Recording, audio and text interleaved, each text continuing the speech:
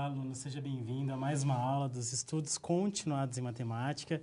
Eu sou o professor Marcelo Silva de Jesus, eu sou licenciado em matemática, sou especialista em educação matemática, mestre e doutorando em ensino de ciências e educação matemática.